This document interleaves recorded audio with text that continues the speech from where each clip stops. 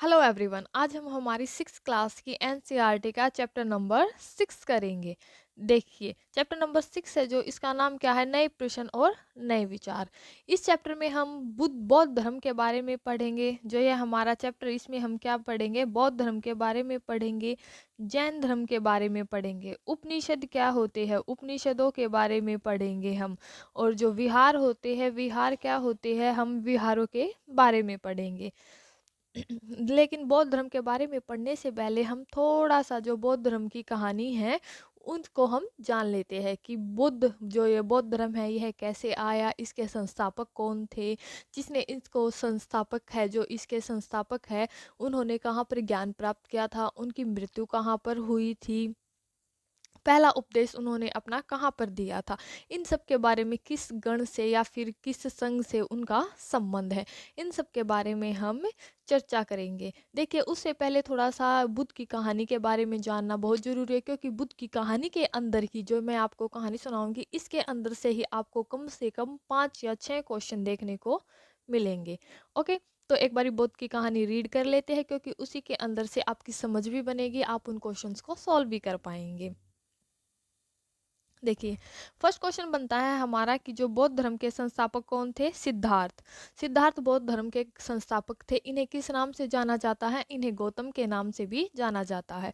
उनका जन्म कब हुआ था, इनका जन्म लगभग 2500 ईसा पूर्व हुआ था। यह वह समय था जब लोगों के जीवन में क्या हो रहा था, तेजी से परिवर्तन आ रहा था। क्या हो रहा था, तेजी से परिवर्तन आ रहा था। माँ इनमें क्या हो रहा था उस समय, जो राजा थे, जो महाजनपद थे, वे बहुत शक्तिशाली होते चले गए थे। और लोगों में क्या हो रहा था, अपने विचार, इन विचारों के परिवर्तनों को समझने का भी लोग क्या कर रहे थे, प्रयास कर रहे थे। वे सच्चे जीवन के अर्थ को भी जानना चाहते थे। गांव में, गांव का जो जीवन था, गांव के जीवन में भी बदलाव आ रहा था। ओके, गांव के जीवन में भी क्या आ रहा था, बदलाव आ रहा था। बुद्ध कौन से थे, बुद्ध जो है क्षत्रिय थे। क्या थे, बुद्ध क्षत्रिय थे। ये कौन से गण से संबंधित थे, ये शाक्य नामक गण से संबंधित थे। देखिए, पिछले चैप्टर में मैंने आपको बताया था कि जो शाक्य गण है यह कौन से राज्य से संबंधित है, वज्जी राज्य से संबंधित है।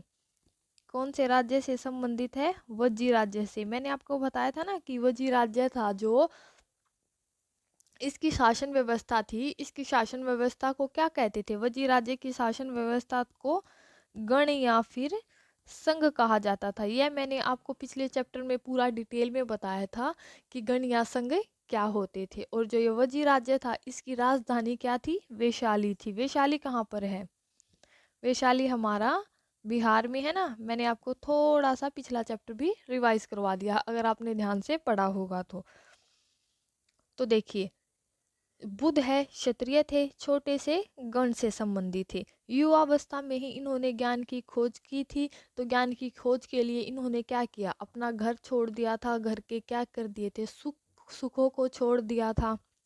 अपने ये घर को छोड़कर, घर के सुखों को छोड़कर क्या, कहाँ चले गए थे, भ्रमण करते रहे, ताकि उनको ज्ञान की प्राप्ति हो जाए।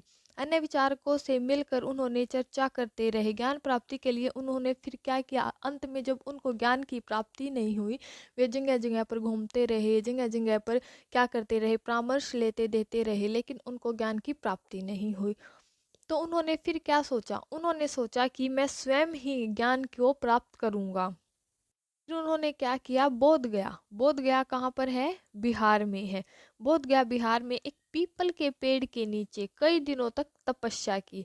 अंततः उन्हें ज्ञान प्राप्त हुआ। तपस्या करने के बाद उन्हें ज्ञान प्राप्त हुआ, और इसके बाद वे किसके नाम से जाने गए, बुद्ध के नाम से।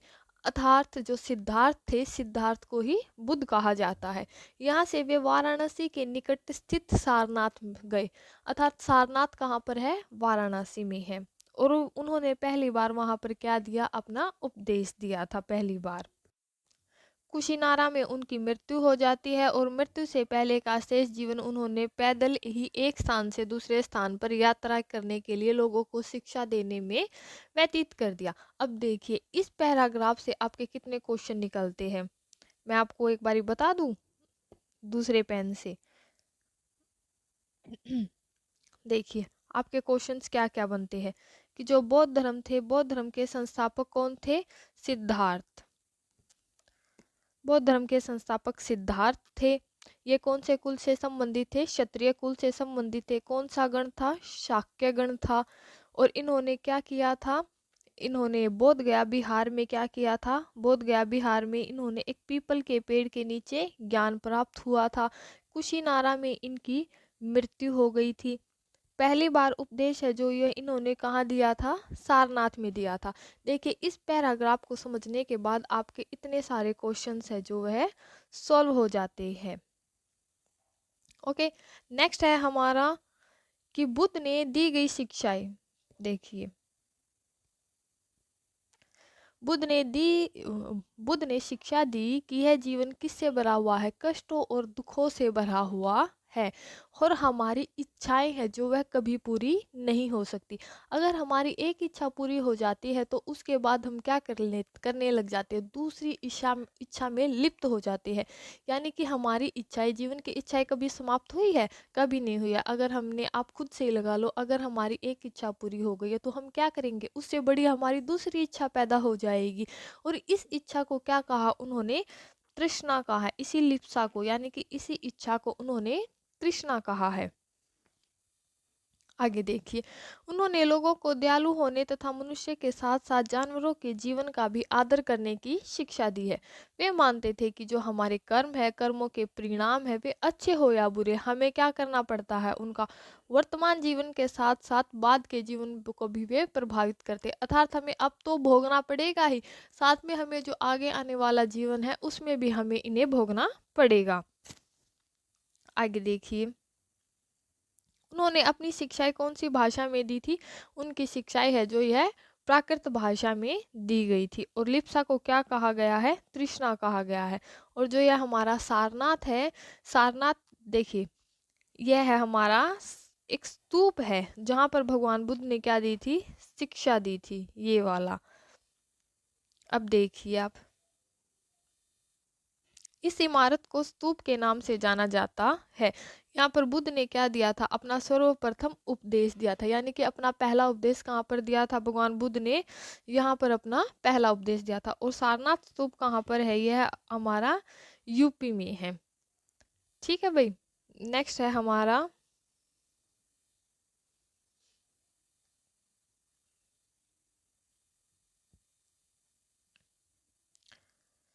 यह देखिए, बुद्ध ने कहा कि लोग किसी की शिक्षा को केवल इसलिए नहीं स्वीकार करते कि यह उनका उपदेश है, बल्कि वे अपने विवेक से मापे।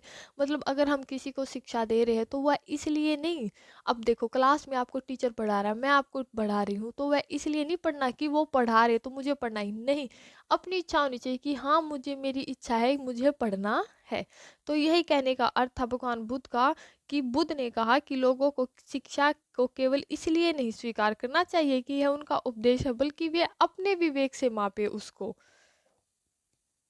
आगे देखिए, उपनिषद। उपनिषद क्या होते हैं? उपनिषद का अर्थ ही होता है गुरु के समीप बैठना। उपनिषद का अर्थ क्या होता है? गुरु के समीप बैठना। अब देखिए, आप आगे देखिए, जिस समय बुद्ध उपदेश दे रहे थे उसी समय या उससे भी थोड़ा पहले कुछ अन्य चिंतक भी कठिन प्रश्नों का उत्तर ढूंढ रहे थे। अर्थात यह समय ही ऐसा था जब लोग क्या कर रहे थे? चीज़ों को ढूंढने की कोशिश कर रहे थे, क्योंकि नए नए बदलाव आ रहे थे ना हर जगह पर।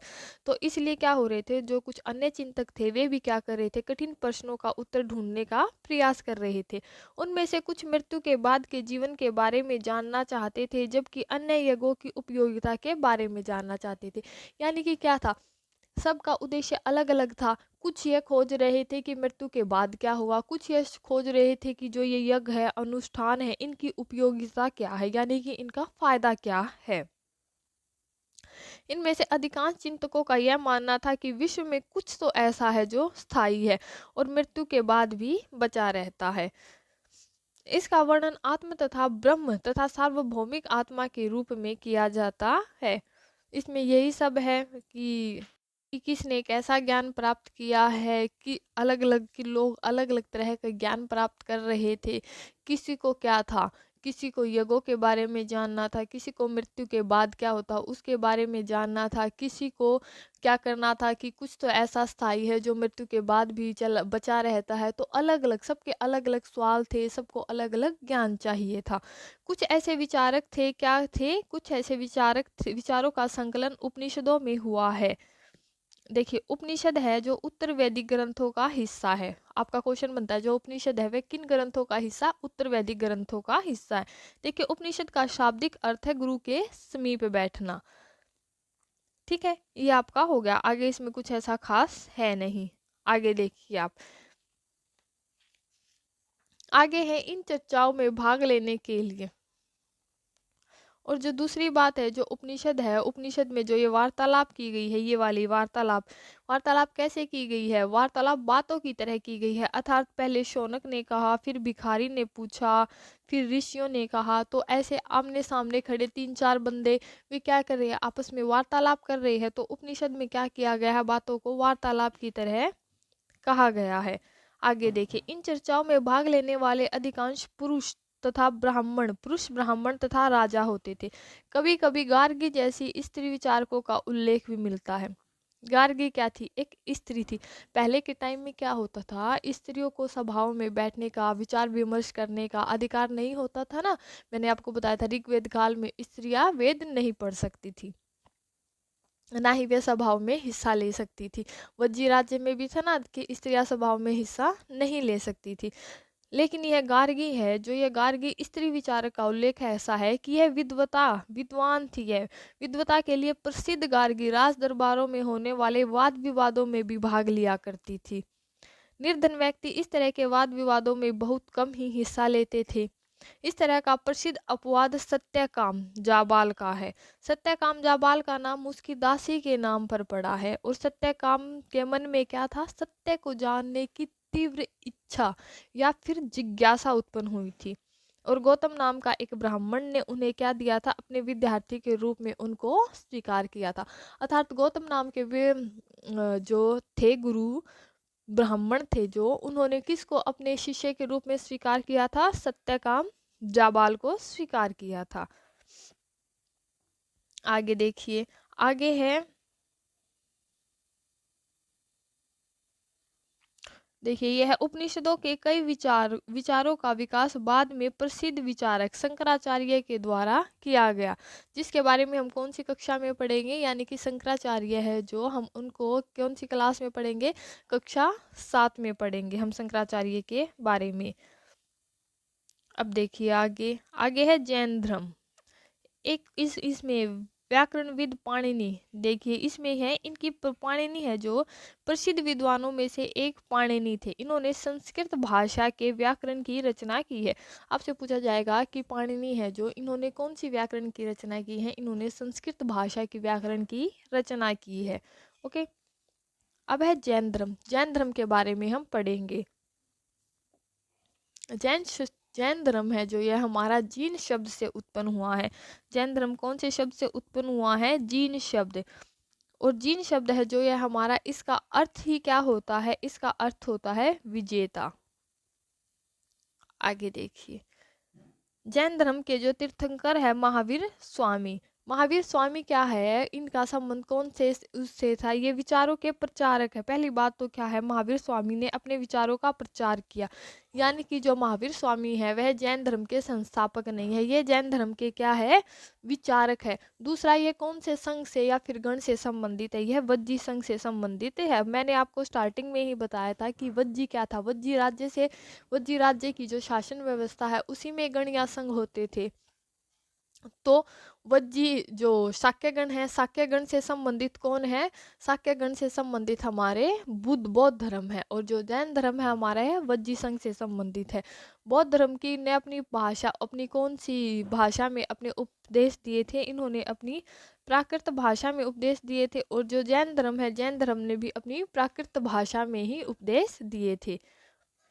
आगे देखिए, यह लिच्छवी कुल के एक क्षत्रिय राजकुमार थे। जैन जो महावीर जैन थे, ये कौन से कुल के थे? लिच्छवी कुल के एक क्षत्रिय राजकुमार थे। आगे देखिए अब, इन्होंने क्या किया था? इन्होंने 30 वर्ष की आयु में अपना घर छोड़ दिया था और जंगल में रहने लगे थे। 12 वर्ष तक उन्होंने कठिन व एकांकी जीवन व्यतीत किया। उसके बाद यानी कि 12 वर्ष के बाद इनको क्या हुआ था? ज्ञान की प्राप्ति हुई थी। इनकी शिक्षा क्या थी? सरल थी। सत्य जानने की इच्छा रखने वाले प्रत्येक स्त्री, इन्होंने क्या किया था कि जो सत्य को जानना चाहता है, प्रत्येक स्त्री व पुरुष को अपना घर छोड़ देना चाहिए। यानी कि इनका कहना था कि अगर आप घर परिवार में रहेंगे तो आपको सत्य की खोज नहीं हो सकती, आपको अपना घर परिवार छोड़ना पड़ेगा। उन्हें अहिंसा के नियमों का कड़ाई से पालन करना चाहिए। किसी भी जीव को ना तो कष्ट देना चाहिए, ना उसकी हत्या करनी चाहिए। महावीर का क्या कहना था? महावीर का कहना था कि सभी जीव क्या चाहते हैं? जीना चाहते हैं। यानी कि सभी जीव जीना चाहते हैं तो हम उनको क्यों मारे? इनका कहना था कि सभी जीव जीना चाहते हैं, सभी के लिए जीवन प्रिय है। महावीर ने जो अपनी शिक्षाएं है वे कौन सी भाषा में दी थी? प्राकृत में दी थी। और जो बौद्ध धर्म था, इन्होंने भी अपनी शिक्षाएं कौन सी भाषा में दी थी? प्राकृत में ही दी थी।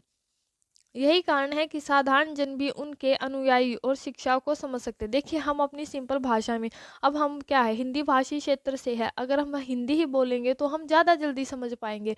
लेकिन जब हिंदी भाषी क्षेत्र में आकर हम पंजाबी बोलने लगे, उर्दू बोलने लगे या और कोई भाषा बोलने लगे तो वो हमें समझ नहीं आएगी। मलयालम, मराठी ऐसी भाषाएं बोलने लगे तो हमें बहुत कम समझ में आएगी। यानी कि जिस एरिया में हम अपनी उसी भाषा में हम अपने उपदेश दें तो वो हमें जल्दी समझ में आएंगे। तो इन्होंने क्या किया था? उसी भाषा में उपदेश दिए, दोनों ने, बुद्ध ने भी और महावीर ने भी, जिससे लोगों को समझ में आ सके। संस्कृत, अब क्या थे? पंडित थे जो ऋग्वेद काल में क्या होते थे? वे संस्कृत भाषा बोलते थे। आम जनता को क्या होते थे? वे संस्कृत में ही लिखते थे, आम जनता को वो समझ नहीं आते थे। लेकिन क्या किया इन्होंने, बुद्ध ने और महावीर ने? ये ऐसी भाषा अपनाई है आम जनता को भी जो जल्दी से समझ में आ सके। क्योंकि इनका तो काम क्या था? ज्ञान का उपदेश देना था, ज्ञान बांटना था लोगों में। अब देखिए, अलग अलग हिस्सों में प्राकृत के अलग अलग अलग रूप प्रचलित थे। अब मैंने आपको यही बताया कि अलग अलग जो एरिया है उसकी भाषा अलग अलग होगी। जैसे मगध में बोले जाने वाली प्राकृत मगधी कहलाती थी। जैन धर्म, अब है आगे। जैन धर्म से जाने गए महावीर के अनुयायियों को भोजन के लिए क्या होना पड़ता था? भिक्षा मांगनी पड़ती थी। सीधी सी बात है, जब इन्होंने घर ही त्याग दिया, इनका कहना था कि आप घर को त्याग दो, आप घर में मत रहो, अगर आप घर में रहोगे तो आपको ज्ञान की प्राप्ति नहीं होगी। जब इन्होंने घर ही त्याग दिया तो ये खाना कहाँ से बनाएंगे? अगर खाना ही बनाने लगे, सारा सामान अपने पास न रखने लगे तो इनका घर त्यागने का तो अर्थ बनता ही नहीं है। तो इन्होंने क्या किया? सादा जीवन सादा जीवन बिताना क्या कर दिया? आरंभ कर दिया। इन्होंने पूरी तरह से ईमानदार होना पड़ता था, चोरी नहीं करना पड़ता था। चोरी करने की सख्त हिदायत दी थी, चोरी ना करने की क्या दी थी? चोरी ना करने की इन्होंने सख्त हिदायत दी थी। पुरुषों को क्या करना पड़ता था? अपने वस्त्रों सहित सब कुछ त्याग देना पड़ता था। यानी कि आप वस्त्र भी नहीं डाल पहनेंगे। अब देखिए, जैन धर्म होता है, जो आपने जैनी देखे होंगे। जैनी क्या होते हैं? एक जैनी तो वो होते हैं जो सफ़ेद कपड़े पहनते हैं। कैसे कपड़े पहनते हैं? सफ़ेद कपड़े पहनते हैं। और एक वो होते हैं जो कपड़े ही नहीं डालते हैं। यानी कि जो श्वेत कपड़े पहनते हैं वो कौन से होते हैं? श्वेतांबर होते हैं। और जो कपड़े ही नहीं पहनते वो कौन से होते हैं? दिगंबर होते हैं। इन्होंने क्या किया था? दिगंबर पर बल दिया था कि पुरुष है जो वह कपड़े नहीं पहनेंगे।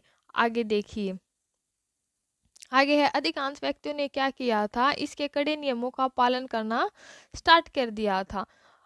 कड़े नहीं, भाई कठिन होता था। जो अधिकांश व्यक्ति थे कि आपको कपड़े भी नहीं पहनने हैं, तो यह तो काफी मुश्किल काम था ना। तो अधिकांश व्यक्तियों के लिए ऐसे कड़े नियमों का पालन करना बहुत ही क्या होता था? कठिन होता था। फिर भी हजारों व्यक्तियों ने ये नई जीवन शैली को जानने के और उसको सीखने के लिए अपने घरों को छोड़ दिया था।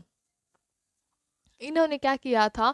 भिक्षु भिक्षुणियों और कई लोग ऐसे होते थे जो अपने घर पर ही रहते थे, और जो भिक्षु भिक्षुणी बने हुए जो लोग होते थे, इनको क्या करते थे? ये भोजन प्रदान करने में इनकी सहायता करते थे, क्योंकि वो तो घर नहीं होते थे ना, घर नहीं बसाते थे।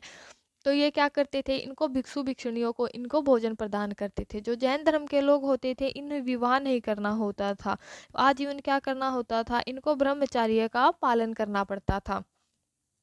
व्यापारियों ने क्या किया था, जो जैन धर्म था इसका समर्थन किया था। किसानों के लिए इन नियमों का पालन करना बहुत कठिन होता था, क्योंकि अगर वो किसान है, वे खेत में हल चलाएंगे तो छोटे मोटे जो कीड़े मकोड़े हैं वो हल के नीचे आकर मरेंगे। तो ये इन किसान इन धर्मों का क्या पालन नहीं कर पाए थे, क्योंकि फसल की रक्षा के लिए उन्हें कीड़े मकोड़ों को मारना भी पड़ता था और वो अपने आप भी मर जाते थे। बाद की जो सदियां आई, सदियों में जैन धर्म उत्तर भारत के कई हिस्सों के साथ साथ कहाँ फैला, गुजरात में फैला, तमिलनाडु में फैला और कर्नाटक में भी फैला। महावीर और उनके अनुयायियों की शिक्षाएं है जो है कई शताब्दियों तक मौखिक रूप में ही होती रही। यानी कि पहले शिक्षाओं को लिखा नहीं जाता था, सिर्फ मौखिक रूप में ही इन्हें दिया जाता था। लेकिन बाद में क्या किया गया, जो जैन धर्म की शिक्षाएं हैं इनको क्या किया गया, लगभग 1500 वर्ष पूर्व गुजरात के वल्लभी नामक स्थान पर इनको लिखा गया। अब देखिए, जो संघ है, संघ क्या होता है, संघ एक संगठन होता है। क्या होता है संघ, एक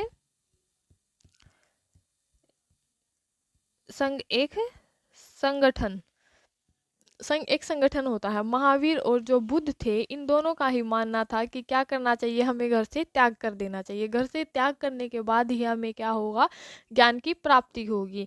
तो क्या था, घर का त्याग करने वाले लोग एक साथ रहे, उसको क्या बोला जाता था, उसको संघ बोला जाता था। जो बौद्ध भिक्षुओं के लिए बनाए गए नियम है वे हमारे कहाँ पर है, विनय पिटका नामक ग्रंथ में लिखे गए हैं। और जो विनय पिटका से हमें पता चलता है कि जो संघ में जो स्त्री पुरुष रहते थे, इनके रहने के लिए अलग अलग व्यवस्था थी। कौन से ग्रंथ से पता चलता है, विनय पिटक जो ग्रंथ है इससे पता चलता है। जो जो संघ में स्त्री और पुरुष रहते थे, दोनों के रहने के लिए क्या होती थी, अलग अलग व्यवस्था होती थी। और जो इस धर्म में आने के लिए लोगों को क्या करना पड़ता था, इच्छा यानी कि परमिशन लेनी पड़ती थी, उनको अनुमति लेनी पड़ती थी। किन से अनुमति लेनी पड़ती थी, बच्चों को तो अपने माता पिता से अनुमति लेनी पड़ती थी। जो दास होते थे, दास को अपने स्वामियों से अनुमति लेनी पड़ती थी। राजा के यहाँ काम करने वाले जो लोग होते थे, उनको राजा से अनुमति लेनी पड़ती थी। कर्जदारों को अपने देनदारों से अनुमति लेनी पड़ती थी। यानी कि मेरे ऊपर अगर किसी का कर्ज है तो मुझे जिसका कर्ज देना, मुझे उससे अनुमति लेनी पड़ेगी कि मैं उससे संघ में जाकर रहूं या ना रहूं। अगर आप अपना कर्ज छोड़ देते तो मैं उस संघ में जाकर रहूं। तो कर्जदारों को अपने देनदारों से अनुमति लेनी पड़ती थी। स्त्रियों को अपने पति से अनुमति लेनी पड़ती थी। अगर वे अनुमति दे देते हैं तो ही वो संघ में जाकर शामिल हो सकती थी। संघ में प्रवेश करने वाले जो स्त्री पुरुष होते थे, ये क्या करते थे, बहुत ही सादा जीवन व्यतीत करते थे। अपना अधिकांश समय ये किस में बिताते थे, ध्यान में बिताते थे। गांव तथा शहरों में जाकर क्या करते थे, भिक्षा मांगते थे। इन्हीं के कारण इन्होंने क्या कहा जाता था, इन्हें भिक्षु और भिक्षुणी कहा जाता था, भिखुणी। आम लोगों को और ये क्या करते थे, जो भिक्षु होते थे और भिखुणी होते थे, यह आम लोगों को क्या करते थे, शिक्षाएं देते थे और साथ साथ में उनकी सहायता भी करते थे। ओके, आपको इतना तो समझ में आ ही गया होगा। अब आप आगे देखिए, जो विहार होते हैं, विहार क्या होते हैं, विहार का अर्थ क्या होता है। विहार वो जगह होती है जहाँ शरण स्थल होते हैं, यानी कि रहने के लिए जो शरण स्थल बनाए जाते हैं वो क्या होते हैं, स्थायी रूप से बनाए जाते हैं, वो विहार होते हैं। देखिए आप, जैन तथा बौद्ध भिक्षु पूरे साल एक स्थान से दूसरे स्थान पर घूमते रहते थे, क्योंकि इनका घर नहीं होता था। इनका मुख्य कार्य क्या होता था, उपदेश देना होता था। जब इनका घर नहीं है, इनका मुख्य कार्य उपदेश देना है, तो ये पूरे साल एक जगह से दूसरी जगह पर घूमते ही रहेंगे। तो पूरे साल ये एक स्थान से दूसरे स्थान पर घूमते हुए उपदेश दिया करते थे। लेकिन क्या होता था, जब वर्षा ऋतु आती थी अर्थात जो बारिश होती थी, बारिश का समय आता था, तो उस समय इनके लिए घूमना क्या हो जाता था, कठिन कार्य हो जाता था, क्योंकि हर जगह पर पानी भर जाता था। तो वे क्या करते थे, तो वे एक स्थान पर निवास करते थे और इस समय में वे अपने अनुयायियों द्वारा उद्यानों में बनवाए गए अस्थायी निवासों में तथा पहाड़ी क्षेत्रों में प्राकृतिक गुफाओं में रहते थे। या तो वे अपना अस्थायी निवास बनाते थे किसी जगह पर, मतलब कुछ टाइम के लिए, वर्षा ऋतु के लिए टेम्परेरी अपना निवास बना लिया, या फिर जो प्राकृतिक रूप से पहाड़ों में जो गुफाएं बन जाती है, उन गुफाओं में ये रहते थे। अब जैसे-जैसे समय बीतता गया तो भिक्षु भिक्षुणियाँ होती थी, उन्होंने क्या किया, उनके समर्थकों ने अधिक स्थायी स्थलों की क्या होने लगी, उनको आवश्यकता का अनुभव होने लगा। तो देखिए कई शरण स्थल बनाए गए जिन्हें विहार कहा जाता है। जो ये शरण स्थल बनाए गए थे, इन्हीं शरण स्थलों को क्या कहा जाता है, विहार कहा जाता है। स्टार्टिंग में जो विहार होते थे ये लकड़ी के बनाए जाते थे, लेकिन बाद में ये ईंटों का प्रयोग होने लगा इनमें, और ये ईंटों से बनाए जाने लगे। और जो हमारा पश्चिमी भारत है, इसमें विशेषकर कुछ विहार पहाड़ियों को खोदकर बनाए गए। देखिए ये एक विहार है। ये आप अगर ध्यान से आप देख पा रहे होंगे तो ये एक पहाड़ी को खोद कर बनाया गया है। आप ये एरिया देख रहे होंगे तो आपको पता चल रहा होगा कि ये पहाड़ी को खोद कर उसके अंदर का एरिया है। आगे देखिए आप।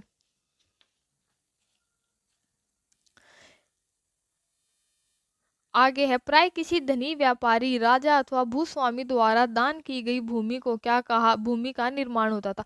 विहार का निर्माण कहाँ पर होता था, किसी धनी व्यापारी ने, किसी राजा ने, किसी भूस्वामी ने अपनी कुछ क्या दे दी, भूमि दान में दे दी, तो उस भूमि पर विहार का निर्माण होता था। स्थानीय व्यक्ति जो भिक्षु भिक्षुणियों के लिए भोजन, वस्त्र और दवाइयाँ लेकर आते थे, ताकि उनको किसी, अगर वे बीमार है तो उनके लिए दवाइयाँ लेकर आते थे, अगर उन्हें भोजन की ज़रूरत है तो भोजन लाते थे, अगर उन्हें वस्त्र की ज़रूरत है तो उनके लिए वस्त्र लाते थे। जैसे जिसके बदले में भिक्षु भिक्षुणी लोगों को क्या करते थे, शिक्षाएं देते थे। आगे आने वाली शताब्दियों में बौद्ध धर्म उपमहाद्वीप के विभिन्न हिस्सों के साथ साथ बाहरी क्षेत्रों में भी फैला, और इसके बारे में हम चैप्टर नंबर 9 में पढ़ेंगे। आगे देखिए, आगे है हमारा कि जीवन के 4 चरण। जीवन के 4 चरण कौन कौन से होते हैं, इन्होंने कहा था। देखिए यहाँ पढ़िए, आश्रम शब्द का तात्पर्य लोगों द्वारा रहने तथा ध्यान करने के लिए प्रयोग में आने वाले स्थानों से नहीं, बल्कि उनका तात्पर्य जीवन के एक चरण से होता है। जीवन के कितने चरण हैं, 4 चरण है। एक ब्रह्मचार्य, गृहस्थ, वानप्रस्थ और संन्यास नामक 4 आश्रमों की व्यवस्था की गई थी। दूसरा, स्त्रियों को वेद पढ़ने की क्या नहीं थी, अनुमति नहीं थी। स्त्रियों को वेद पढ़ने की अनुमति नहीं थी इसमें भी। देखिए जो ब्रह्मचार्य है, ब्रह्मचार्य के अंतर्गत क्या होता था, ये 4 आश्रमों की व्यवस्था की गई थी। फर्स्ट है हमारा ब्रह्मचार्य। ब्रह्मचार्य के अंतर्गत क्या होता था, जो ब्राह्मण, क्षत्रिय तथा वैश्यों से यह अपेक्षा की जाती थी कि इस चरण के दौरान वे सादा जीवन बिताकर वेदों का अध्ययन करेंगे। दूसरा है गृहस्थ। गृहस्थ में क्या होता था, गृहस्थ के अंतर्गत उन्हें विवाह कर एक गृहस्थी के रूप में रहना पड़ता था। गृहस्थ में क्या करना पड़ता था, विवाह करो आप और एक गृहस्थी के अंदर रहो और उसमें आप अच्छे से अपना जीवन व्यतीत करो। तीसरा होता था हमारा वानप्रस्थ। वानप्रस्थ के अंतर्गत उन्हें जंगल में रहकर साधना करनी पड़ती थी। वान यानी कि वन से बन गया, तो वन में जाकर उन्हें अपनी साधना करनी पड़ती थी। अंततः उन्हें सब कुछ त्याग कर क्या बन जाना पड़ता था, सन्यासी बन जाना पड़ता था। चौथा होता था हमारा, ये हो गया ना सन्यास। आश्रम व्यवस्था ने लोगों को अपने जीवन का कुछ हिस्सा ध्यान में लगाने पर बल दिया। ठीक हो गया ना। तो ये होते थे हमारे सारे। तो स्त्रियों को वेद पढ़ने की अनुमति नहीं थी, उन्हें अपने पतियों द्वारा पालन किए जाने वाले आश्रमों का ही क्या करना पड़ता था, अनुकरण करना पड़ता था। ठीक है भैया, आपका है आज का, आपका ये चैप्टर नंबर 6 कंप्लीट हो गया है। अगर आपको और चैप्टर्स इससे पहले कि आप चैप्टर्स आपको देखने हैं तो वो आप प्लेलिस्ट में जाकर उन चैप्टर्स को देख सकते हैं। अब इधर देखो, थोड़ा सा अन्यत्र में जान लेते हैं कि जो जरस्तु है, जरस्तु क्या थे, जरस्तु एक ईरानी पैगंबर होते थे। और इनकी शिक्षाओं का संकलन कहाँ होता था, इनकी शिक्षाओं का संकलन है जो है जैनद अवेस्ता नामक ग्रंथ में मिलता है।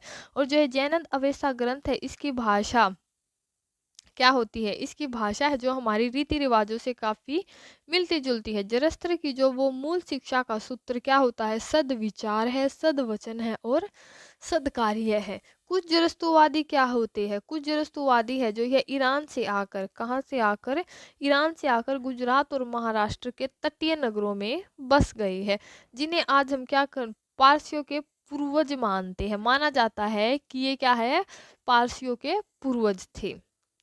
तो आज के लिए बस इतना ही था। Thank you. अगर आपको चैप्टर अच्छा लगा है तो आप सब्सक्राइब कर सकते हैं, आप शेयर कर सकते हैं और आप लाइक कर सकते हैं। Thank you.